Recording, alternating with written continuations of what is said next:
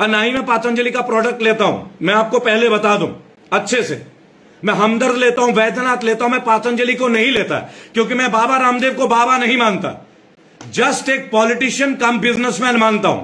क्योंकि जिस आदमी ने लोकपाल के लिए अन्ना हजारे के साथ इतना तिगड़मबाजी किया था, रामलीला मैदान में सलवार सूट पहन के भागे थे, आज वो आदमी पिछले 6.5 साल से लोकपाल में कहीं नजर नहीं आ रहा, कहीं भी नजर नहीं आता।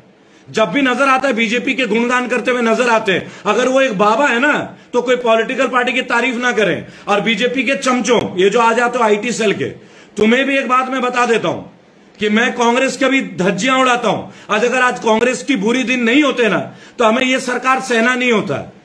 70 साल से कांग्रेस की सरकार ने क्या किया वो आप भी जानते हो और मैं भी जानता हूं। लेकिन इस 6.5 साल की जो सरकार है ना, बड़े बड़े जुमलों वाले सरकार, मैं कहता हूं नेहरू को खूब गाली दो, ठीक है भाई दे दो, लेकिन अस्पताल कहां बनाए तुमने जुमलेबाजों? कितने संस्था बना लिए तुमने? दिखाओ ना कोविड के कितने अस्पताल तुमने बनाए। अरे गुरुद्वारों में जाके देखो, सिखों को जाके देखो, कुछ सीखो, उन सिखों से कुछ सीखो, उन गुरुद्वारा कमेटियों से कुछ सीखो। ये जितने भी हैं, पहले आसाराम आए, वो भी पाखंडी निकले। आपको अच्छी तरह पता, हमारे मोदी जी के कितने सारे फोटो थे आसाराम जी के साथ, है ना। हरियाणा सरकार के कितने फोटो थे राम रहीम जी के साथ, बाद में वो भी स्कैंडल। इसीलिए मुझे बाबा बाबा पे अब यकीन नहीं होता। मैं भक्ति करता हूं, मैं हिंदू हूं, मुझे हिंदुत्व पे गर्व है, लेकिन मुझे हिंदुत्व के ठेकेदारों की जरूरत नहीं है। मेरा धर्म इतना कमजोर नहीं है कि उसके लिए मुझे ठेकेदारों की जरूरत पड़ेगी। और इसी तरह इस्लाम में भी है। मैं एक बात आपको बता दूं, अल्लाह के बीच के लिए कोई मौलाना की जरूरत नहीं है। इंसान और अल्लाह का डायरेक्ट संबंध है, उसके लिए कोई मौलवी और मौला की जरूरत नहीं है, किसी मौलवी की जरूरत नहीं है। जिसने ये संसार बनाया है ना, वो अपने बनाए सृष्टि को अच्छे से ध्यान रखता है। हाँ, आप अपने आसपास की चीजों का ध्यान रखें। लेकिन मैं एक बात बोलूंगा, आज डॉक्टरों के लिए इतनी बड़ी बड़ी बातें की जा रही है, ऑक्सीजन के लिए बातें की जा रही है। बाबा रामदेव साहब, आपने आईसीयू वाले कितने पेशेंट्स का ट्रीटमेंट किया पतंजलि में? जरा डिटेल दिखाएंगे आप? अरे बड़ी बड़ी बातें और बड़ा पाव खाते, ऐसा नहीं चलेगा। दिखाइए ना पतंजलि में कितने लोगों की चिकित्सा की है आपने, बताइए ना जरा। आप आईसीयू में से मैं आपको 50 पेशेंट देता हूं, इलाज कीजिएगा पतंजलि में। अरे आप बालाकृष्ण जी का इलाज तो एम्स में करते हैं और बातें करते हैं कि एलोपैथी की दवाइयां हमें मार रही है। मेरी बात सुनिए, ज्यादा कोई भी दवाई का लेना हानिकारक है। मैं आयुर्वेद में यकीन करता हूं, क्योंकि आयुर्वेद एक दवा नहीं है, आयुर्वेद एक सभ्यता है हमारी। अच्छा खाइए, फलों का आहार लीजिए, खड़े मसालों का इस्तेमाल कीजिए, दालचीनी, इलायची, लौंग का इस्तेमाल कीजिए, केसर का इस्तेमाल कीजिए। ये हमारे शरीर की इम्यूनिटी को डेवलप करती है। और बाबा रामदेव के साथ साथ मैं बूस्ट कंपनी से एक सवाल पूछूंगा। पिछले 40 साल से ऐड दिए जा रहे हो, बूस्ट इम्यूनिटी को बूस्ट करता है, क्यों वीरेंद्र सहवाग साहब? आपकी बूस्ट ने कितनी इम्यूनिटी दे दी आज तक लोगों को? ये बॉर्नविटा वालों ने कितनी इम्यूनिटी दे दी? इन कंपनियों के ऊपर भी तल्ख सवाल होंगे। अरे कुछ मत है, मत लीजिए ये सब प्रोडक्ट, मत लीजिए। आप अपने घर में अपना अच्छा खाना खाइए, चना खाइए, मूंगफली खाइए, बादाम खाइए, पिस्ता किशमिश खाइए, फ्रूट्स खाइए, पपीता खाइए, फिश खाइए, अंडे खाइए, जो आप खाते हैं। नेचुरल प्रोटीन लीजिए। आपको कोई प्रोटीन पाउडर की जरूरत नहीं है, आपको कोई बूस्ट की जरूरत नहीं है, आपको कोई पतंजलि की पाउडर की जरूरत नहीं है, आपको कोई नेस्ले के पाउडर की जरूरत नहीं है। क्योंकि जब मैं पतंजलि की बात करूंगा ना, तो बीजेपी आईटी सेल वाले बोलेंगे तो विदेशी की चमचा है। अरे मैं यूज नहीं करता, आपकी जानकारी के लिए, क्योंकि मैं अपने पूरी टीम के साथ आज तक मास्क भी नहीं पहना।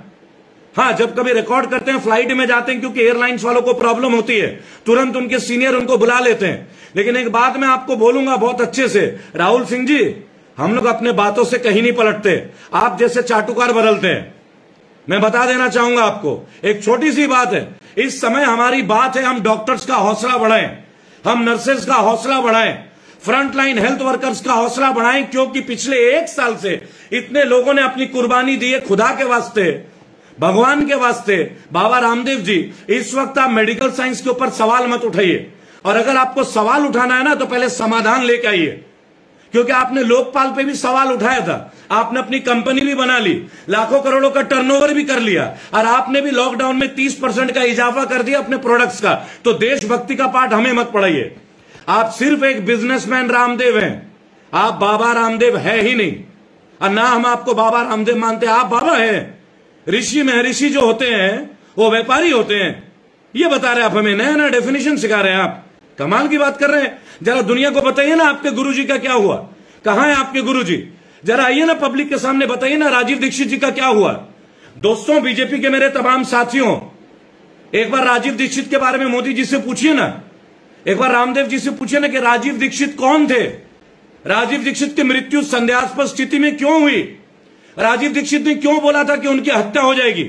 अरे मैं अगर आप लोगों का विरोधी हूं, राजीव दीक्षित तो नहीं थे ना, वो तो हिंदुत्व को मानने वाले थे, मैं भी मानता हूं। तो मैं आज राजीव दीक्षित के लिए बात पूछना चाहता हूं, राजीव दीक्षित का परिवार कहां है? राजीव दीक्षित के बारे में कोई सीबीआई इंक्वायरी हो सकती है क्या? हम उठाएंगे राजीव दीक्षित के लिए। सच्चे भारतीय हैं, डरते नहीं है किसी से, लड़ते हैं अपने मुल्क के लिए, अपने देश के लिए। लेकिन हिंदू मुस्लिम के नाम से कोई लड़ेगा ना तो उसकी ईंट से ईंट बजाई जाएगी, उसे भगाया जाएगा इस मुल्क से। कोई मुसलमान नहीं भागेगा हमारे देश से, कोई हिंदू नहीं भागेगा। उन लोगों को भगाएंगे जो हिंदू मुसलमान को अलग करता है। बर्दाश्त की हद होती है। जब जमात हुई तो निजामुद्दीन में आपने बोला इन्होंने कोरोना फैला दिया, तब आपने रिलीजन को बीच में ला दिया। और जब आपने महाकुंभ किया, उत्तराखंड सरकार गूंगी थी, इंडियन मेडिकल एसोसिएशन चुपचाप बैठी थी, माननीय सुप्रीम कोर्ट चुप हो गए थे, स्वास्थ्य मंत्रालय ने आंख में पट्टी बांध ली थी, तब कोरोना नहीं फैला क्या? आज उत्तराखंड में कोरोना का कितना प्रकोप है?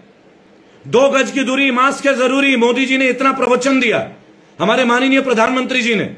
और योगी जी भी चले गए बंगाल में जाके चुनाव की परिक्रमा करने, बंगाल में इतनी भीड़ लेकर आए अमित शाह जी। देखिए, मैं भी गया था चुनाव में, क्योंकि जवाब देना जरूरी था। एक साधारण भारतीय हूं और अपने हिस्से की मेहनत करके इनको हरा के दिखाया है। और यही हाल कांग्रेस का होगा राजस्थान में। गहलोत जी के लिए स्ट्रिक्ट वार्निंग है, कुछ भी नहीं कर रहे हैं। कितने मासूम बच्चे अस्पतालों में मर गए। राजस्थान की कांग्रेस सरकार, प्रियंका गांधी गूंगी की तरह बैठी हुई है, तब आपको हाथरस दिखाई देता है। कोई ये ना समझे कि हम बीजेपी के विरोधी हैं, कट्टर विरोधी हर उस राजनीतिक दल का। अरे 2022 का इंतजार तो कीजिए, और 2024 में देखिएगा नए पार्लियामेंट्रियन लेके आएंगे, पूरा देश को बदलेंगे, पूरी देश की स्थिति बदलेंगे।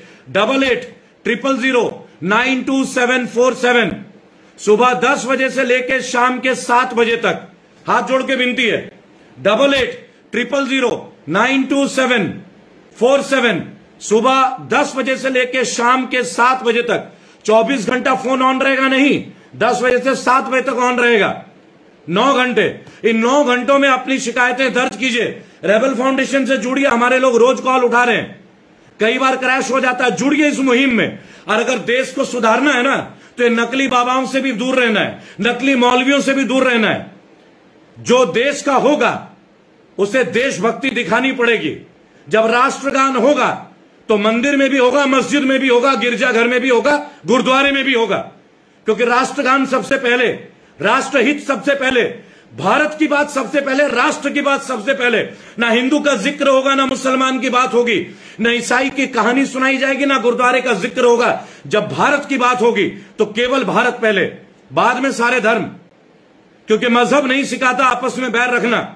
रेबल फाउंडेशन तमाम लोगों के साथ, एक बात मैं आज बोलूंगा, और ये जो विवेक जी लिखते हैं, डॉक्टर विश्वरूप से भी एक बात मैसेज दीजिए कि दिल्ली में आईसीयू में जो पेशेंट है ना, अपने टीम के लोगों को भेजिए और उनको अपने ट्रीटमेंट दीजिए, अपने यहां लाके। ये केवल पेज पे मत लिखिए कि विश्वरूप से बात कीजिए, विश्वरूप से बात कीजिए। जिस तरह हम जमीनी लेवल पे है ना, विश्वरूप जी को बोलिए जमीनी लेवल पे आने, वो जमीनी लेवल पे दिखते नहीं है। मैंने कई बार उनके टीम को बोला है, केवल स्टूडियो में बैठ के नहीं होगा और माइक में आके बता देना कि ये वायरस नहीं है और ये नहीं है। अगर आपको कुछ करना है ना विश्वरूप जी और आपके पूरी टीम के लिए, मैं सीधी एक बात बोलूंगा, मैं आपका साथ दूंगा, लेकिन तब साथ दूंगा जब आप दिल्ली के, मुंबई के अस्पतालों में, आईसीयू में आइए। आप कहते हैं ना कि कोरोना नहीं है, बराबर, आप आइए, उन पेशेंट्स को ट्रीटमेंट दीजिए। आप देखिए यहां टेक विजन लिखता है यूट्यूब में, आप पागल हो गए। अरे भाई साहब, अगर मैं पागल हूं तो मेरे पेज पे आप क्या कर रहे हैं? टेक विजन साहब यूट्यूब में, आप हट जाइए मेरे पेज से मेरे भाई। आपको किसने बोला है मैं पागल हूं? आप तो अच्छे हैं ना टेक विजन साहब। यूट्यूब में टेक विजन को जरा दिखिए। ये कहते हैं कि देखिए, आयुर्वेद 100% जेन्यून है। आयुर्वेद इज 100% जेन्यून, इसलिए कि आयुर्वेद का कोई नुकसान नहीं है, फायदा ही फायदा है। लेकिन आयुर्वेद को एक कल्चर के तौर पे डेवलप कीजिए। जब इमरजेंसी प्रोसीजर होता है तो हर तरह के मेडिसिन का प्रैक्टिस करना पड़ता है। परिवर्तन ही संसार का नियम है, यह भी गीता में लिखा हुआ है, आप समझिएगा। और एक बात मैं आपको बोलूंगा, तमाम लोग अगर बोलते हैं कि संस्कृत बहुत अनिवार्य है तो अपने बच्चों को इंग्लिश मीडियम पढ़ाना छोड़ दीजिए, सीबीएसई स्कूलों में पढ़ाना छोड़ दीजिए। देखिए प्रैक्टिकल बातें भी होंगी, इंफॉर्मेशन टेक्नोलॉजी को भी कहीं ना कहीं एक्सेप्ट करना पड़ेगा। हम सबको यूज करते हैं मोबाइल 3G 4G, उसके रिपरकशन है 5G के ऊपर ऑलरेडी हम कैंपेन कर रहे हैं, #stop 5G। मेरा केवल एक बात बोलना पड़ेगा दोस्तों, 8800092747 ये हमारा नंबर है हमारे रेबल फाउंडेशन का। आप सुबह 10 बजे से शाम के 7 बजे तक आप इनमें कांटेक्ट कीजिए, अपनी फीलिंग्स दीजिए, अपने कमेंट्स दीजिए, अपनी समस्याओं को बताइए और हमारे साथ जुड़िए। और जुड़िए इसलिए क्योंकि हमारा टारगेट है पार्लियामेंट को स्वच्छ करना।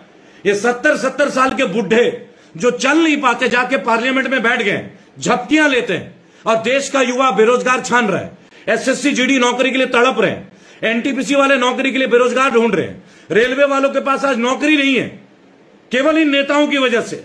उनमें से कई नेता, क्या आप फिटनेस की बात करते हैं कि पुलिस वालों का फिटनेस टेस्ट होना चाहिए? क्या इन MP MLA का फिटनेस टेस्ट नहीं होना चाहिए? अमित शाह का वेट कितना है आप बताइए, स्मृति ईरानी का वेट कितना है बताइए आप। तमाम लोगों का फिटनेस टेस्ट होना चाहिए। पार्लियामेंट में आने के लिए भी you have to be physically fit, you have to be mentally tough, because you are coming to the honourable parliament to serve the constitution, to serve the government of India. Damn it, आप खुद unfit है तो हमारे लिए क्या करेंगे आप? ये फिटनेस केवल आर्मी वालों के लिए, कांस्टेबल्स के लिए, पुलिस के लिए नहीं होना चाहिए, ये इन पॉलिटिशियंस के लिए भी होना चाहिए। 2-2 क्विंटल के पॉलिटिशियन चला नहीं जाता 4 आदमी को लेके और आगे देश सेवा करने। अरे अपनी बॉडी की सेवा करना सीखिए। रामदेव जी कृपया करके कोरोना काल में आप आयुर्वेद का प्रचार कीजिए, लोगों की मदद कीजिए, मैं विनती करूंगा और इंस्ट्रक्शन भी बोलूंगा क्योंकि हम भी भारतीय अधिकार है। लेकिन प्लीज अभी एलोपैथी या डॉक्टर्स के बारे में कमेंट मत कीजिए। अपने हद से ज्यादा डॉक्टर्स जानों की कुर्बानी दे रहे हैं। आपने तो भाई साहब अपने आटा दाल चावल की कीमतें बढ़ा दी रामदेव जी, और खुद को बाबा कहला दिए। कौन सी इमरजेंसी में आए आज तक आप किसी के काम में? इंडस्ट्रियलिस्ट हैं आप, कोई बाबा बाबा नहीं है। ये बाबा कहलाना बंद कीजिए। और हम डरते नहीं है, ये जो आपके IT सेल के लोग लिखते हैं ना भाजपा वाले, हम लोग डरने वाले नहीं है। रेबल्स हैं हम, रेबल्स। हम आपके विरोधी भी नहीं है। आप देश की जनता की बात को समझिए, देश की पीड़ा को समझिए, हम आपके साथ भी हो जाएंगे। हमें भाजपा से कोई विरोधी नहीं है, हमने आपको वोट दिया था सम्मानित तौर पे। हम अपना हक देना भी जानते हैं और लेना भी जानते हैं, ध्यान रखिएगा। जय हिंद, जय भारत। अगर आप चाहते हैं गरीब हर वंचित इंसान की आवाज आप तक पहुंचे तो हमारे चैनल को सब्सक्राइब करें और बेल आइकन का बटन दबाना ना भूलें। देखते रहिए बहुजन न्यूज।